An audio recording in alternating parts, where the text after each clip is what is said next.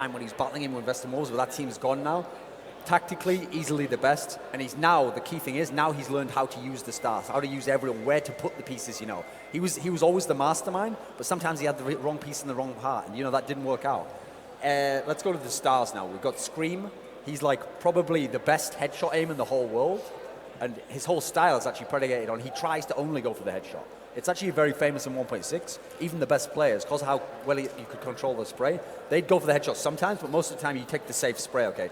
Amazingly, he's got some of the best aim in the world, and so he just actually goes only for that extreme headshot. So that means when his streak is on, he can be absolutely unstoppable. He can be the most devastating player in the world. But the emerging star is actually Shoxy, because he came from LDLC. They were looking for another star, okay? They had Scream, but they couldn't quite make him work, but he's so talented, they were going to stick with him anyway. Then they were trying to mess around with Kenny S with him, like where do we put these stars? It's not working, trying things out. They removed Kenny S, a really controversial move, brought in Shoxy. Shoxy is Sean. He's been very good. When they've been playing against NIP, the reason they've been winning is because Scream and Shoxy have been outperforming Get Right and Forest. Then we've got NBK. NBK, he was another person who struggled from Kenny S's inclusion in the team, because when Kenny S couldn't quite be a full star and Scream wasn't being a full star, it was relied upon to him. Now you have to be a full star, whereas he's more of like a Gox, a Starix guy, where if he only has to be the third star, he can sometimes be a star player. So when he does that, it puts you over the top. You got 3 stars. When one of them has a game off, he can fill in, but it's not required of him every time. And he's a very good all-around player. So again, you're not limiting him to just one area. You're letting him use the full breadth of his skills. And finally, Smiths. He's a utility player, but he's been in the team the whole time. He has a lot of synergy with Existence. Existence knows how to use his players, so he knows where to put him so that he's like a fifth Lauren type guy. You're not going to put him going first. They know what to do with this team. It's a very, very well-oiled machine is this VeryGames lineup. All right, there's the VeryGame lineup, and I think we're going to go down to the tournament floor to hear from one of the players. All right, thanks a lot. Of course, I want to jump right into it immediately. I want to talk about what happened there in your first game there against one of the teams there from the BYOC. What happened there in the early stages of that matchup there on DE Inferno? They just have a very good game. Xapso weren't expected to be here in the first place because they just came out of the BYOC pretty much as a surprise, knocking out Mouse's Port. Inferno is probably one of the best map, and we watched a bit their game, and we were kind of surprised because they had some good parts of our game, like our very own game, and yeah, they just have a very good city side, and then we managed to counter some key rounds, and we just managed to win it 16-8. Yeah, if you didn't know, basically what happened there at the end, there I believe you were leading at, or they were leading at 7-0, something early. The first half score ended up being like 8-7. And then they ended up winning one round, making it, I think it was at 8-8, and then from there, you guys just ran away with it at that point. So let's go ahead and talk about the matchup to come here against Complexity. What do you know about Complexity on DE Inferno? If I say we know everything, we're going to be too scared. That's fine. No, we obviously watched their game because we're going to be afraid of every single team at this point. Complexity is one of the best American team of all times, I guess. And it's going to be an extremely tough game, as always. They have a different game style than the European guys, so it's obviously going to be not a typical Inferno game. It's going to be a lot of... I think it's going to play on the clutches, on the 2-on-2, or even the personal clutches. And we're going to see who is the best at this game.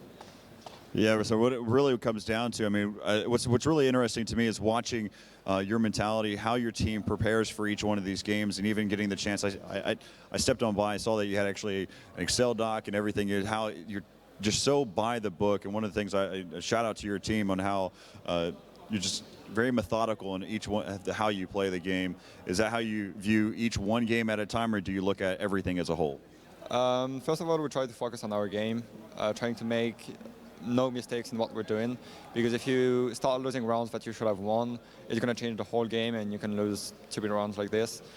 Coming up to games against excellent teams like Complexity, we generally prepare the game, obviously, try to see how they approach the game, how they think, like if they should stack on one bomb side or not, if they should be split up or not. And we just try to adapt as much as possible, but still keeping our game style. And that's probably our strength. We are able in our game style to pretty much do everything in the game, so that's going to be our strength, I guess. I appreciate it. Good luck in the game, and we'll go ahead and send it back to you back in the booth. Thank you, Corey. We're going to go straight over to check out the lineup for Complexity. If we can pull those back up on our big screens here. Okay, doke. When it comes up here. Okay, I'll go a little bit more in depth here. So of these players, nothing, basically think of it like this. Even though America hasn't had like a world-class team for a long time, they've still had players. Every scene that has enough players eventually produces like a genius type player. They produce their own Messi type person. Whether or not he has the talent or the organization or the right motivation to be able to express that in being the best player is another matter. But nothing has been that player. There hasn't been another one. He could have been the Forest of the NA scene. If he'd maybe had the right team, maybe he was at the wrong year, who knows. Swag, if you were talking who's going to be the next nothing, this is the person we've tipped. I think he's only something like 16 or 17 now. He was actually very good even when he was 15. Skills were very good, but he came along so late in 1.6, there was no time left. There was no teams left in America. There wasn't time to even get the little bit of experience and climb the ladder. You know, you're either straight in there or you wouldn't be picked up. So he's someone potentially to be a great player from North America. Semphis, I'd say, is like an all-around player. He doesn't have the sickest aim. He has good aim. He's kind of someone who knows exactly his own skill set and how to apply it. And he's also like a student of the game. Like he studies the opponents. He's actually someone who's very motivated to try and win against his foreign opposition, partly because he used to be a fanboy back in the day of like Navi and Edward and stuff.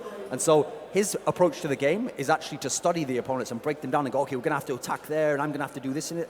That's like a really important part to have in the game because this isn't a team who are very strong in game leadership. They more have like an overall strategy that they're going for, more of a looser style. Hiko has played with Semphis for quite a while. He's kind of like a middle of the road player. Nothing crazy, nothing bad, definitely. Sean Gers, another player like that. These two are they're not pure utility players. They alternate between utility players and then having to do a bit of the fragging. They kind of share the load of the fragging in utility with these three players here, and then these are the two guys who are their stars who are going to carry them. So if they're going to beat VeryGames, if these two players don't go crazy, I don't see it happening. All right, and we're going to go down to the tournament floor and hear from Semphis, who's standing by with Corey Dunn. Thanks a lot, Sir Semphis. I mean, we watched there during the first game as you faced off there against InFaculty. You actually, one of the interesting things to me, and what I'm not used to seeing from Complexity, is you picked up the pistol round. How did that come about as we started things off of that map? Well, when we played our boot camp for like 7 days in Stockholm at Inferno Online, we noticed like a lot of Euros like going B, like they just rush it with like smokes and stuff. So we just were like, we're just gonna gamble it. So we put like Jordan, he's like an A player. We put him and Sean just peeking, and Hiko just hit a try box. And yeah, we just basically gambled the stack did, and it turned out that they just rushed B and they held it. So. Exactly what happened in that round. There was a complete rush there, and there's basically that shock and awe tactic rushing straight towards B. So as the rounds progressed, there was one round in particular that both Tosspot and myself, we noticed that you guys actually bought FAMASas as a complete gamble. What happened during that round? Actually, in that round, Sean's our strat caller's mic went out, and I was asking him, like, are we buying? Because I had like 9K, and like everyone else's money was pretty low, but Hiko could buy, I believe. And then I just was like, whatever, I'm dropping FAMAS. So I dropped like 2 FAMASes, and I bought myself just Colt half armor. And then Sean actually, I think, fixed his mic during the round. Luckily, they were like a slow team, because I think if they were like a really fast-paced team, we probably would have lost that round. And then we just, I think Jordan had like a 3K with a FAMAS or something at A, so just like a one bursted like 3 people or something. So yeah, just kind of like a little bit lucky, but yeah. Neo said yesterday, you know, sometimes you need just a little bit of luck to win some of these rounds. So let's go ahead and talk about the next matchup here against VeryGames. Again, you're going to be facing off against DE Inferno here in group play. What's your perspective? How do you approach this game going at it? It's definitely going to be a really hard match. I mean, they just won like the last like 2 or 3 tournaments that they've been to, and they look like they're just, you know, them and Nip are probably like the 2 top tier teams, and then like everyone else is probably below them by like a little bit. Not that they're unbeatable, but you know, our boot camp really made us play a lot smarter, and it made us realize that the Euros, like, they do like a lot of things faster. Like if kills go down, they'll push the other side of the map, or like SCTs, and then on Ts, like if they kill you, they'll just take it really quick with like high numbers. So, I mean, hopefully, like we didn't get to scrim them because they were in China, and then when they came back, the groups were announced. So we didn't really get to like practice versus them to kind of feel them out, but. You know, just based off demos and stuff like that, our playstyle should be at least kind of close versus them, and I think we can beat them. We're all confident about it. So just watching so far from that map 1, How do you feel? Are you playing at your top level? Just talking in terms of throughout the rest of the team. Are every one of you playing at your top level at this point? Yeah, I mean, we made a couple mistakes at the start of the half. We gave around like 3 or 4 rounds before we really like took it home and like won out. And I mean, it was all like little mistakes that if we didn't make, we could have like won like 13-2 or something that half, probably 14-1 if we were like really lucky. And T side, I mean, the biggest problems that we have is we almost always get eco'd, like CT and T side. Like we're really bad versus those. So that was something we were working on in the boot camp, and thankfully we didn't lose any, because a lot of the other tournaments we've gone to, you win pistol, get eco'd, right? And then that basically means you didn't win the pistol, so you don't get any free rounds. And that, to beat a team like VeryGames, you can't win the pistol and then get eco'd. So if we win both pistols and we don't get eco'd at all, I think, you know, it'll be a good game. A lot of respect for VeryGames here from Complexity. We'll go ahead and send it back to you, Booth, and good luck to you. Thank you, Corey. We're going to start off with Complexity VeryGames in a couple of minutes. We have time for one quick question, Duncan. Why is this match particularly important? Well, the key thing is the structure. If you remember, I said it's a little double elimination bracket. Well, this is the winner's bracket final. Remember, win 2 and you're through, lose 2 and you're out. So the key thing is the win 2, because both these teams have won 1 map. So the team who wins, not only do they get to stop now and have a big break until the quarterfinals at the end of the day, so that in itself is an advantage, because first of all, you know most likely who you're going to play, but you could practice for 2 teams. You could scout all day long. The other team in the other group might finish just before that match. So you have a very nice advantage in this Group C. Now, you also get the advantage that in theory, if the other group goes to plan, the best team wins, you're going to play the second best team. So again, think about the prize money breakdown. If you win this 1 map here, you might ensure yourself over $10,000 more just from getting a better round of 8 matchup, as opposed to going out in the round of 8 to the best team in Group D. Meanwhile, that's the same thing in reverse. The team who comes second here, they're not out. They can still beat the other team and get through. Okay, you're through as well. Yeah, but you might have to play the best team. You might have to play Astana Dragons in the next match. And then that might be a case where you're going home early. So for both teams, there's a lot more on offer here than just who's going to win the match, you know. Right, and this is different from other types of tournaments where we usually have a system with the groups where you play all the matches and you decide it on points. In this system, you don't get the kind of more boring matches where not all rounds count, and we've seen in the past Scoots that there can be problems with that because you're just wasting away rounds. Yeah, it's actually interesting that, you know, like we call it the GSL format from StarCraft, and as soon as I heard the format several years ago, I was like, why have we not used this forever, right? Yeah, because again, like the round robin group format play where everybody plays everybody is great in the sense of everyone plays everyone, you can kind of line up, but you get a ton of garbage matches, you get weird tiebreaker situations of who goes forward, who doesn't go forward, you get these possible allegations of collusion we've had in the past where I look through the brackets and know, okay, well, I want to drop some rounds, I want to come out second. And it lets you kind of do some manipulation that this is clean, there is no ifs, ands, or buts, there's no going to a rule book, there's no 3-way ties, there's none of that kind of stuff. And there's $250,000 on the line also, so you wouldn't want that. Yeah, none of that kind of, and again, to a new fan base, it's a no-brainer. Like you said, win 2, you're out, lose 2, you go home. No, again, no quote in the rule book. And again, we also had problems where different tournaments had different rule structures to break that tie, you know? And again, it made some, we had collusion, we had some weird stuff that it's nice that this all goes away. All right, we're going to head on over to the tournament floor and see who wins out of Complexity and VeryGames. Over to our excellent caster crew.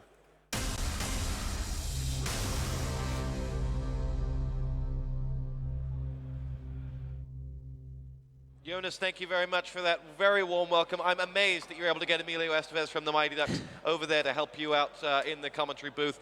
Tommy, your thoughts on this, which could be, I'm excited for this because I saw Complexity play well, but the rationale in my head is, well, VeryGames is still going to stop them because they're VeryGames. What's true or false? Well, I mean, VeryGames is the better team, obviously, overall. They are the best team in the world.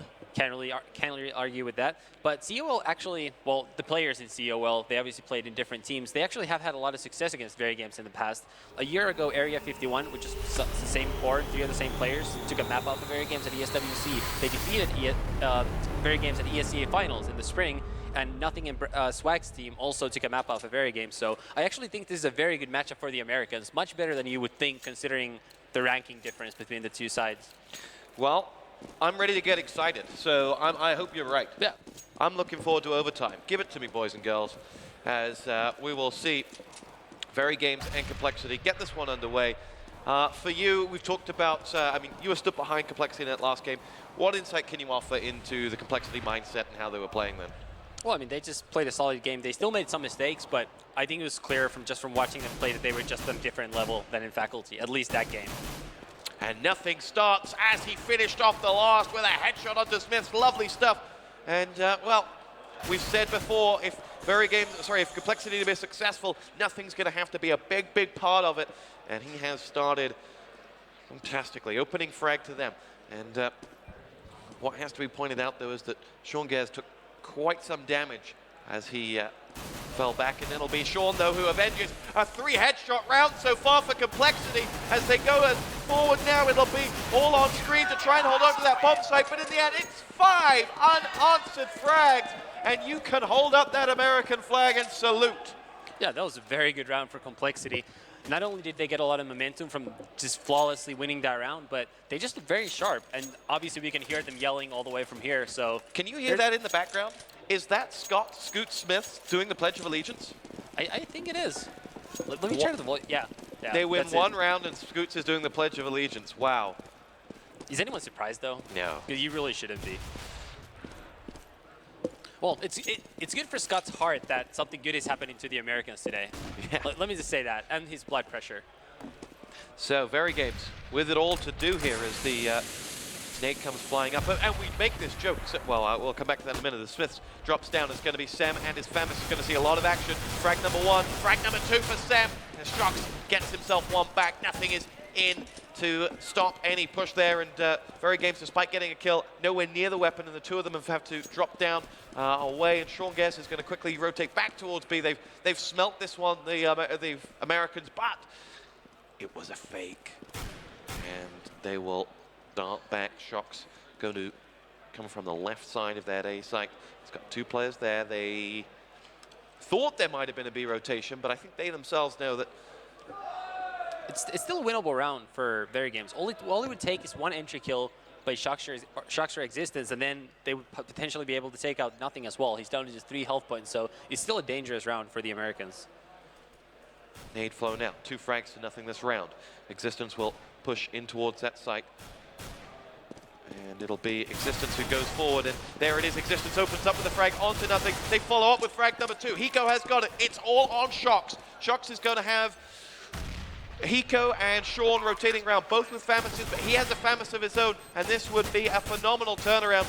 For Hiko, he needs to wait until he's got Sean with him. Now he has Sean, but it doesn't matter. Shock shuts them both down in style, and VeryGames turn the screw, and Scoots, you can stop singing that national anthem now.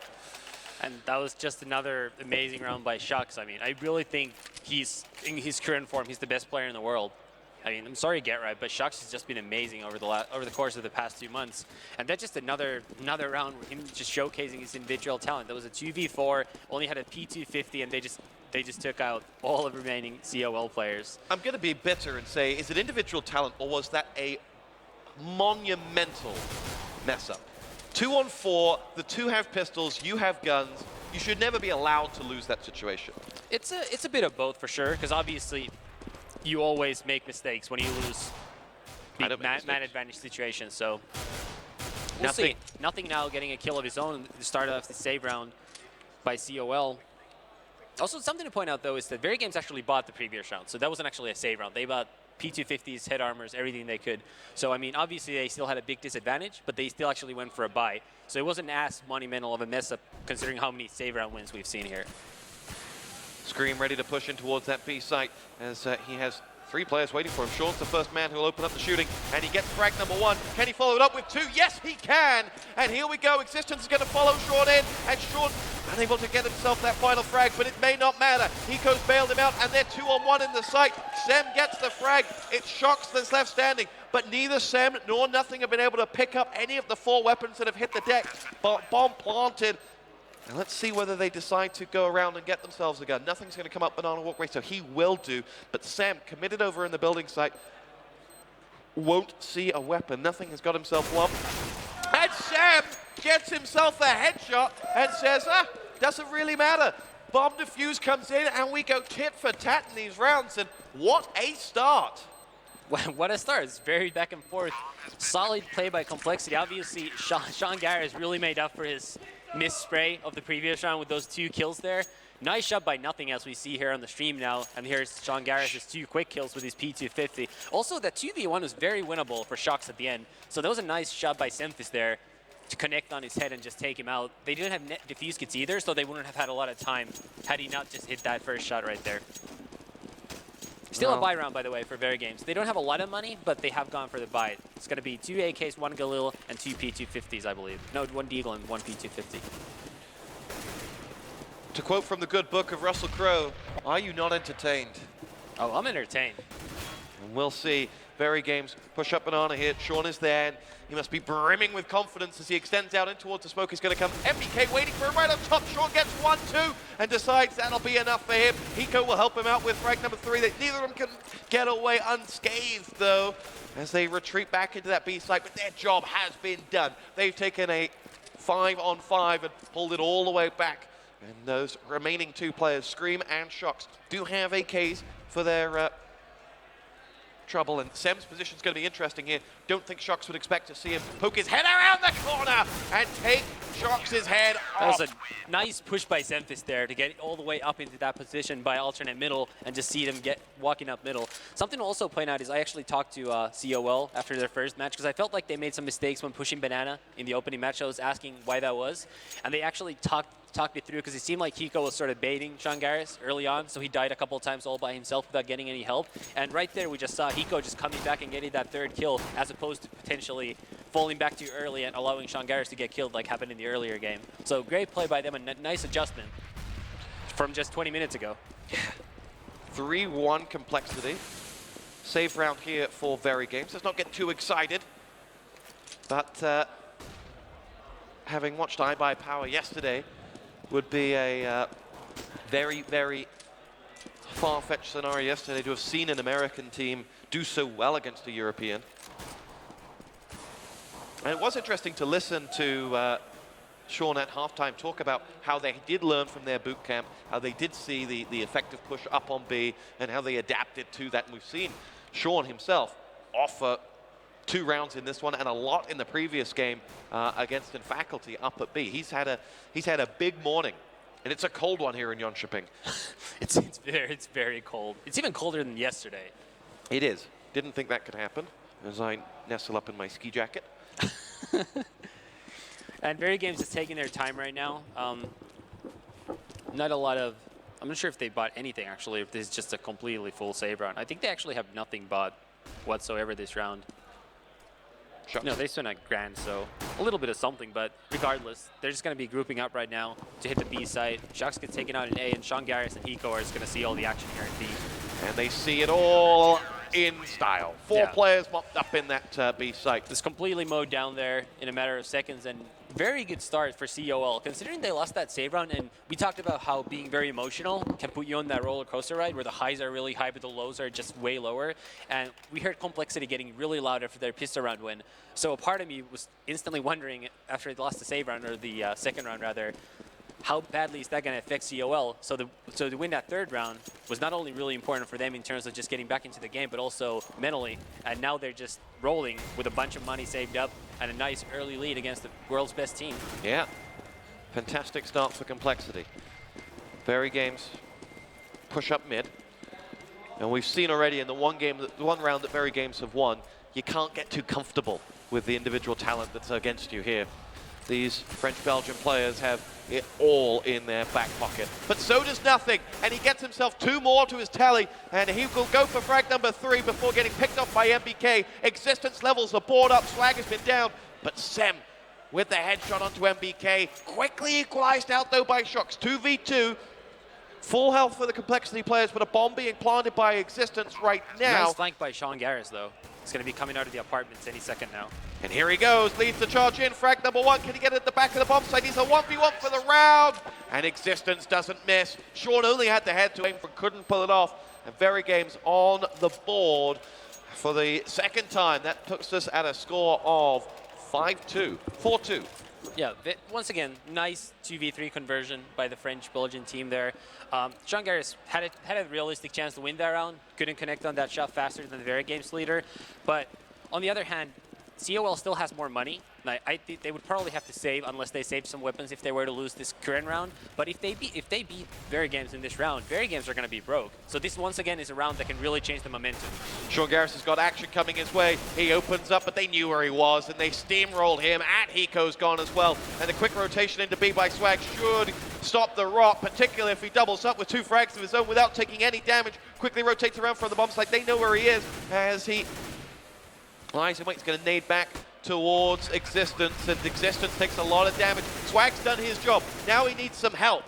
And Sem and Nothing will come through. Perhaps a little late, but Nothing's going to come all the way up the banana, and his success or failure is going to be vital here because you see Shox, and Shox knows that he has got Jordan coming right up behind him and stops him. Sorry, it was Sem, and Nothing is in on the site. He's down Existence, and Nothing coming in through the double doors, gets frag number 1. It's all on Shox once more, 1 versus 2. There's number 1. Nothing's going to try and stop him this time around, and Nothing can't. And Shox wins another 1 on 2 to claim the round. That's just incredible play by Shox. This guy just doesn't make any mistakes. That's another 3-kill round for him, and he's just carrying VeryGames early on in this game. It's just incredible how well he's playing. We're looking as we see Swag's quick turnaround in the round. That's all you can ask for from him. Yeah. In his position, he had to stop them coming in quickly, and 2 frags was very much the easiest way to do it. He went round through the building site, laid down the smoke, and then just fired into it, and that bought the rest of his team time. He gave his team a chance to win that round. Had he not gotten 2 kills, or had he just even died after, they pretty much wouldn't have had a chance. So good job by him, but just not enough this time. Shox is just too good right now, it seems. Now, similar situation for Complexity as to their last game against Faculty. They made a what you could call a gamble buy with some mixed weapons in there, and it's a tough one to know which was whether it'll pay off again. Gambling against Faculty is one thing. Gambling against VeryGames, a very different scenario. Yeah. Would you have done it? Would you have done this buy in this situation at 4-3? I probably would have, just because if they win, VeryGames will have to save, and that's going to allow them to get back in the driver's seat.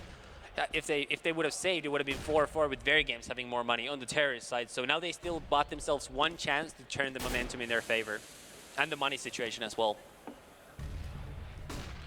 See whether it pays off for Complexity as Existence is about to poke his head around the left side of A. He's got Swag up there with his Famous. Swag opens up and shot. Picks off the head of Existence. Can't follow it up with frag number 2 though. MBK dispatches of him, and here we go, Sem. Oh, steamrolled over by Sem, and then Nothing can't get in there, and this is going to be a VeryGames round as they push in, get the bomb down, and the 2 remaining players will probably just look for some exit frags and hold out. Only 1 frag to Team Complexity. And you'll see Sean goes a long, long way there. They're just going to keep them in that site and try and make sure that they don't chase them out. And that should leave them safe with those 2 Famouses as they escape round towards that B site. So 4-3 becomes 4-4, and we're at a tie game. Yeah, Shox currently still chasing the remaining 2 counter-terrorists. I think he is going to see them. We'll see if he's going to be able to get a kill here. Well, when you got Shox's ability, you can... I'd back myself if I had Shox's ability, let's just put it that way. And he gets frag. Interestingly, pretty quiet there. You look at the complexion of those French Belgians. Not much going on. No emotion, just going through the motions, you feel. Yeah, I mean, they just like to stay mellow. I think earlier on, actually up until very recently, like a couple months ago when they finally started winning, I felt like they were actually a very emotional team. They were one of those teams riding those highs and lows, and I think they probably figured out that, and a part of that is Shox joining because he's a quiet guy, it seems like. I think they just realized that it's easier to just be mellow and just stay within the range in the middle the whole time, and that's going to allow you to just stick to your game and not be too annoyed over the losses. And currently, we're watching VeryGames to slowly take over each area of the map, just getting ready to set up for their default setup there as Shox gets spotted, dealing some damage to Semptis. It's going to get the opening frag, and it looks like VeryGames are going to take over the A side with Sean Garris all alone in B with that FAMAS. With every frag that VeryGames get, you can feel the spirit of Regnam coming from afar, just cheering them on to victory. As it'll be complexity in now they're in a quandary. They've had their excitement. They had